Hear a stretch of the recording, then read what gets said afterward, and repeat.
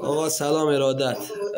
لعنت بر مدیرای این مملکت اسلامی ایران، لعنت بر مدیرای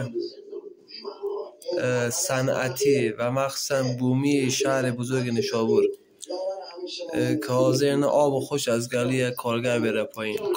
کارگره، هیچ فرق نمیکنه چی میخواد لیسانس داشته باشه، چی میخواد فوق لیسانس داشته باشه پشت میز بشینه و چی میخواد شرکتی جارو بکنه.